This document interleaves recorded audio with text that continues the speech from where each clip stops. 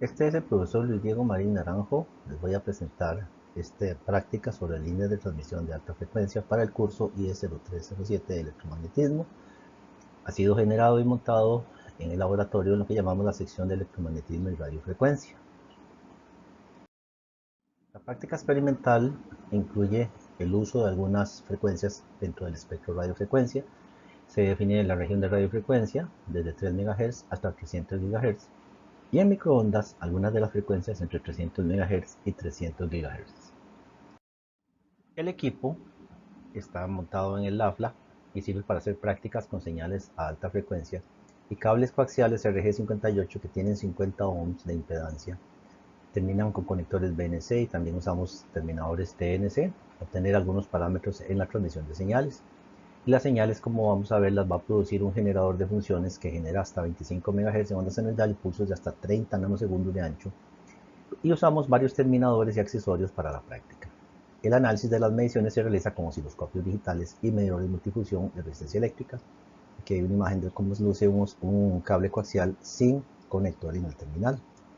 El objetivo entonces es analizar y entender más las líneas de transmisión de alta frecuencia utilizando cables coaxiales, accesorios y equipos de medición para verificar parámetros importantes. Como se indica acá, el procedimiento es el utilizar un sistema de comunicación que incluye los cables coaxiales, conectores, acopladores, accesorios en general, equipo generador de señales, osciloscopio y medio multifunción. En este caso, algunos medidores multifunción son estos y vamos a medir inicialmente la señal o la impedancia de entrada del osciloscopio con una conexión con cables coaxiales que irían en esta situación. Este es el montaje general en el laboratorio. Iniciamos al medir la impedancia de carga como resistencia en corriente directa de algunos equipos de medición y de varios tipos de terminadores. Iniciamos con un canal de un osciloscopio marca Tektronix modelo DS360. Como se indica acá, la medición se va a hacer en el medidor multifunción FLUC 8846A y es de la impedancia de entrada al osciloscopio en el canal 1, que en este caso sería la conexión con un cable coaxial directo, y notamos que la impedancia de entrada medida del osciloscopio es 1,001075 megaohm, lo que llamaríamos, digamos, un megaohm, pero es el valor más exacto. Se realiza la misma medición, solo que en este caso utilizando otro medidor multifunción, en este caso el Agilent modelo 344005A. La conexión, como se indica aquí de cierta forma, es el cable coaxial directo al canal 1 y notamos un valor levemente diferente pero muy cercano y es de 1,002 megaohm. No necesariamente tienen que ser iguales, lo cual nos indica exactitudes y precisiones de los equipos. Seguimos con la medición de los medidores multifunción en el modo tensión eléctrica. O sea que un medidor va a estar midiendo tensión eléctrica, similar a como mide un osciloscopio. En este caso hacemos la medición en el medidor multifunción FLUC de la impedancia de entrada al Agilent 344005A, que está en modo de medidor de tensión. O sea, este equipo está midiendo tensión y este equipo está midiendo la resistencia eléctrica. La conexión pues es un cable coaxial que los conecta entre ellos y notamos primero que aquí pues hay un ajuste para medición de tensión eléctrica y aquí notamos que su impedancia o la impedancia de entrada a este equipo es de 10,1057 megaohm. Recuerdan que el osciloscopio era cercano a un megaohm. Bueno, un medidor multifunción tiene una impedancia de entrada de 10 megaohm, que es más alta, lo cual indica que es mejor para medir señales de tensión. Se repite la medición, solo que digamos al revés.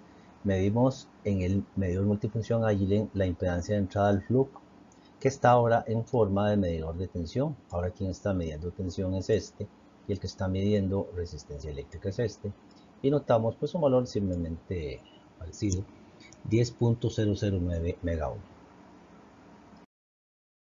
Continuamos con las mediciones con acopladores de carga, lo que llamamos las cargas. Aquí vemos una vista de un acoplador de carga de 50 ohms, a su vista superior.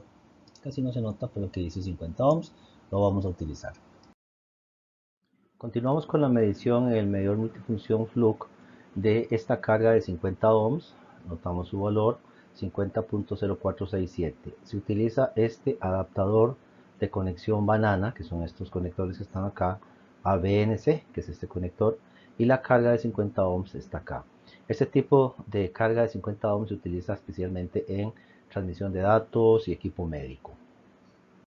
Para continuar, vemos la vista superior de una carga de 75 ohms que se utiliza más en televisión por cable y televisión y vídeo. La medición en el medidor de la carga de 75 ohms que hemos estado definiendo nos da este valor, 76.5761 ohms, y es la misma configuración con el adaptador. Está cerca de la tolerancia que se espera para esta carga. Otra medición que se va a hacer es con un resistor variable que funciona como un potenciómetro. En este caso tiene una carga nominal de 200 ohms, uno de sus dos terminales está conectado al centro donde se desplaza y el extremo, y tenemos acá el terminal del conector BNC y un pedacito de línea de transmisión de cable coaxial de 50 ohms. Aquí notamos dos mediciones utilizando el medidor multifunción Fluke con dos posiciones dentro de este resistor variable. Aquí en alguna posición pues se va al extremo, es cercano a 200 ohms, en realidad 210.117 ohms, y aquí en un valor intermedio cercano a 51.9043. Eso se ajusta moviendo el disco en alguna posición del resistor variable. Continuamos con la medición de un cortocircuito, que es un disco metálico que se utiliza este tipo de conector con rosca TNC, y tiene un adaptador para conectarlo a los conectores BNC, que me sirve para conectar después líneas de transmisión, por ejemplo el cable coaxial RG58 de 50 ohms. Aquí tenemos una vista de la medición en el medidor Fluke de este acoplador de carga en cortocircuito. Aquí se nota claramente dónde está instalado junto con el adaptador para los conectores banana. Y notamos un valor bajo, no da 0, sino 0,034. Va a depender mucho de factores ambientales y algunas otras variables. Continuamos con la medición de un circuito abierto, tanto en el medidor Fluke como en el medidor Agilent. El circuito abierto es sencillamente eso, dejar el conector BNC ya sea con un adaptador a puertos banana o el propio adaptador BNC, y notamos que la lectura dice OL. OL significa overload, o sea que es mucho mayor a valores de gigaohm, lo que indica el circuito abierto. Muy bien, a continuación se ajusta la señal en el generador de funciones. 10 volts pico pico es la salida, que viene a ser este tipo de onda, y una frecuencia de 25 MHz que se define acá. Se conecta la salida del generador, en este caso algo así como esto, directamente al osciloscopio. No se nota mucho el canal acá, por eso tenemos otra foto aquí a la par donde se ve la conexión directa. Recordemos que la impedancia de entrada al osciloscopio era aproximadamente 1 megaohm. Por consiguiente, dentro de las mediciones generadas por nuestro generador, notamos que la frecuencia es de 24.97 MHz y la tensión pico a pico 19.83 volts. Es el doble porque es un acople directo, y estamos teniendo que la tensión incidente y la tensión reflejada pues se van a sumar aproximadamente en el doble. Por eso, si era 10 volts pico a pico de entrada, vamos a obtener aproximadamente 20 volts, en este caso también pico a pico, como señal en la salida. Muy bien, en esta parte se va a conectar este generador ahora con un adaptador que se llama en forma de T. Tal vez aquí se nota un poquito, es más o menos lo mismo de la vez pasada, y nos va a quedar la impedancia de entrada al osciloscopio y de esta impedancia que es muy alta, casi un abierto. Y nuevamente observamos que la frecuencia medida es 25,21 MHz, recordemos que esto va a variar, y la tensión 19,55 volts. Es normal que cambie. Estas lecturas se obtienen usando el osciloscopio en la zona de las lecturas. Igualmente es el doble porque tenemos una reflexión en la salida. Ahora en esta parte de las mediciones, el generador se conecta con un terminador de 50 ohms. Aquí está, es esta parte que está acá, lo cual nos va a generar acople de impedancia. Al medir las mediciones, bueno, la frecuencia medida 2473 MHz es normal que cambie, pero ahora la tensión 10,05, que se ajusta a los 10 volts pico a pico que habíamos puesto en el generador, lo cual nos va a dar parte de la noción de lo que estamos estudiando en líneas de transmisión. Un acople, no hay señal reflejada, sino que la señal es totalmente la que incide, y eso es bueno. En esta parte vamos a poner la señal ahora como pulsos de 30 nanosegundos, como se menciona acá, que corresponden a esto que está acá, pulsos en el generador. Y vamos a medir frecuencias, tensión pico pico, etc. Notamos que la frecuencia es aproximadamente 1 MHz, lo cual está bien, según lo que produce el generador va a variar. Y la tensión pico pico 20,6. Nuevamente me da el doble, como lo mencionamos la vez pasada, debido a esto porque tenemos una impedancia muy alta y un abierto en el otro lado, se refleja la señal. En esta vista es más o menos lo mismo la vez anterior, solamente que se hace un zoom de solamente un pulso. En el osciloscopio pues se obtiene pues, una lectura de frecuencia similar, qué sé yo, 20,6 como acabamos de explicar debido a que está en abierto. Y aquí notamos como el terminal en T está en circuito abierto. Obviamente eso es parte de la teoría que se quiere que se entienda. En esta parte, que es un poco más compleja, se conecta la terminal del adaptador T, que quedó abierta en el caso anterior, a un tramo de un cable RG58 de aproximadamente 100 metros, un poquito más, que tiene conectores BNC en sus terminales. Es esta parte que está por acá. Este es el carrete, aquí está el cable. Esto fue preparado en el laboratorio. Queremos ver la frecuencia, la tensión pico pico, etc. Notamos nuevamente que la frecuencia anda aproximadamente en 1 MHz. La tensión ahora es 10,56 sin acople de carga. O sea, el terminador que es este, que está acá, está con un acoplador en abierto. Ahora, ¿por qué la tensión se fue a 10,56? Pues obviamente este pulso de entrada que está aquí es el que se inyecta en este extremo antes del cable. Él viaja todo el camino hasta el final y se devuelve. Por consiguiente, la señal, que vamos a notarlo en un momento, tiene una reflexión con una gran atenuación y por eso se mide la tensión pico a pico como un promedio, digamos, entre la señal de salida y la señal de llegada y nos da este valor. Muy interesante esta figura, un detalle del carrete, la longitud y los conectores. En el caso anterior esto tenía lo que se llama un acoplador directo recto. Estos son los dos conectores BNC pues, que fueron colocados al cable. Estos son los detalles del cable, no son 100 metros, sino que en realidad son 100.545 de metros y bueno, fue preparado en el laboratorio. Dentro de las mediciones importantes en este momento, como dice aquí, hay otro detalle importante acá, que es 3 pulsos y cómo se ven las 3 reflexiones. La frecuencia cambió, son diferentes tiempos, la tensión pico a pico 10,56. Es muy importante notar aquí que esta es la reflexión, digamos, posiblemente de este pulso. Este es el pulso que se inyecta en la entrada y este es el que se refleja después de hacer un doble recorrido por el carrete. Esto es un detalle de la medición donde nos va a dar algunos interesantes datos para hacer un cálculo, como en este caso medir la diferencia de tiempo entre los picos de la señal inyectada y la señal reflejada. Esta es la señal inyectada y esta es la señal reflejada, así se nota después de recorrer el carrete de cable coaxial. Esto es lo que se conoce como el principio de la reflectometría y nos va a permitir calcular el VOP o el factor de velocidad sobre el cable o factor de propagación. Notamos usando los cursores en el osciloscopio que tenemos un tiempo, por ejemplo, entre este punto y este punto, que está marcado acá, 870 nanosegundos. La tensión pico pico va a variar, 10,48, luego sube a 11,68. Eso no va a importar, es una señal que está variando. Y la frecuencia en este caso dice que es inestable porque solo tenemos un pico grande y uno pequeño y el osciloscopio no se logra enganchar. Muy bien, otro detalle de la misma medición, tenemos la señal reflejada en fase debido a que tenemos un circuito abierto. Se nota acá la señal inyectada, que es esta, y la señal reflejada, que es esta. Aquí se ajusta un poco mejor los cursores y logramos obtener otra medición, algo así como 876 nanosegundos, que nos va a permitir hacer el cálculo que sigue. Entonces, con el carrete de aproximadamente 100 metros, con el extremo abierto, encontramos, bueno, la tensión pico a pico fluctúa, la frecuencia anda alrededor de lo que pusimos. Esos datos no nos van a importar tanto como a la hora de poder medir el tiempo entre un pico inyectado y el pico reflejado. Vimos que andaba alrededor de 870 nanosegundos. Okay. El cálculo es como sigue. En el cable sabemos que son aproximadamente 100,545 de metro. Usamos la fórmula de la física, la rapidez por el tiempo es igual a la distancia. La rapidez va a ser la rapidez de la luz en el vacío, pero multiplicado por un factor de propagación que es el que va a introducir la línea de transmisión. Recuerden que no es luz, es una onda senoidal, una onda de tensión y de corriente que se traslada por la línea de transmisión, por el delta R que estamos midiendo en el osciloscopio, por el doble viaje, el de ir en una dirección, llegar al final y luego devolverse de nuevo al osciloscopio, por eso 2 veces D. Entonces, por eso es muy importante tener la distancia muy bien medida.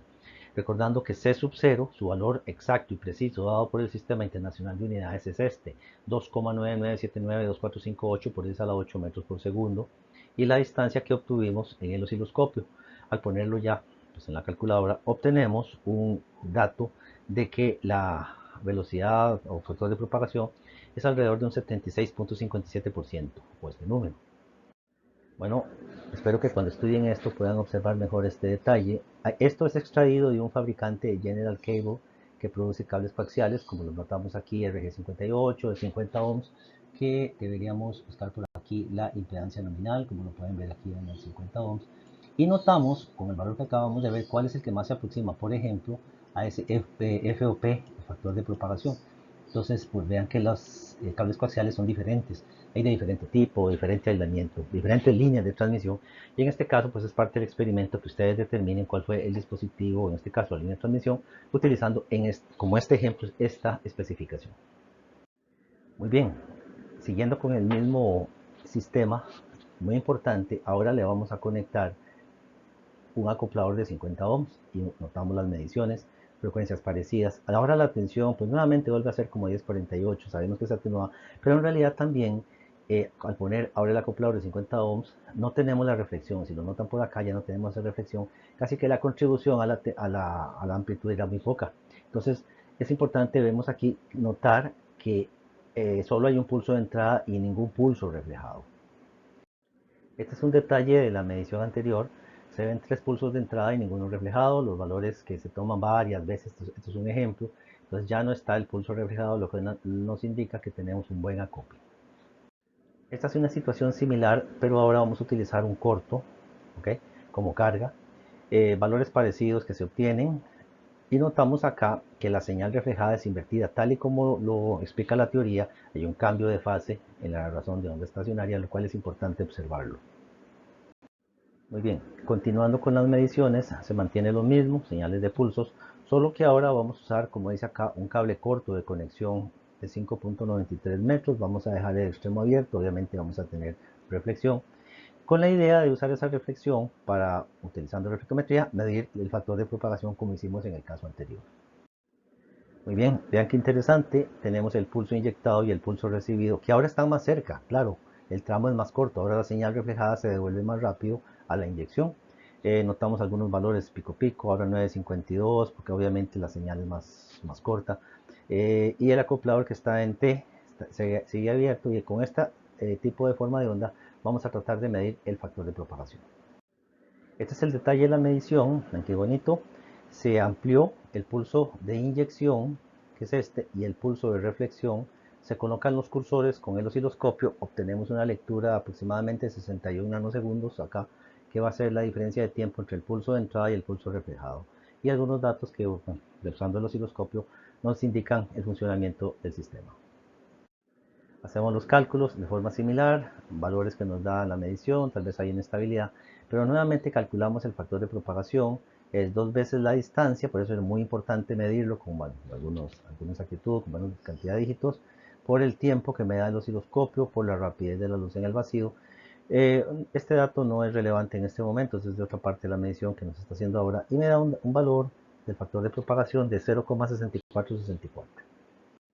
Como en el caso anterior, usando la tabla de especificaciones del fabricante, podemos escoger que un valor cercano al que acabamos de obtener es este, 66%, lo cual nos podría dar una idea del tipo de cable coaxial que estamos utilizando, que tiene su impedancia característica, etc.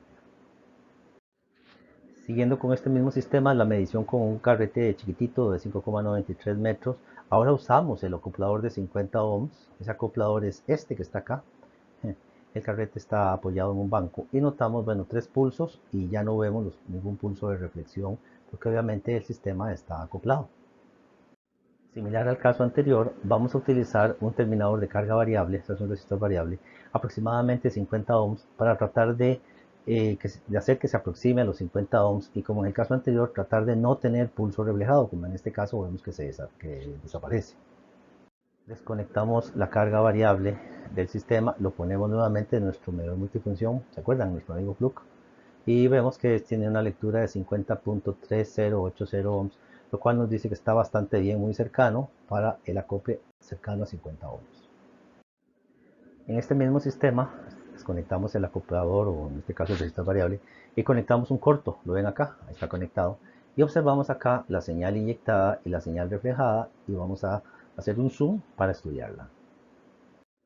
Muy bien, teníamos este tramo de 5.93 metros con el acoplador en T y poníamos el corto, ¿ok? Vemos la señal reflejada, pero ahora está invertida y aquí tenemos un detalle mayor de ver la inversión de la onda, tal vez algunos valores que nos da el osciloscopio. Entonces se demuestra la teoría que la señal cambia de fase.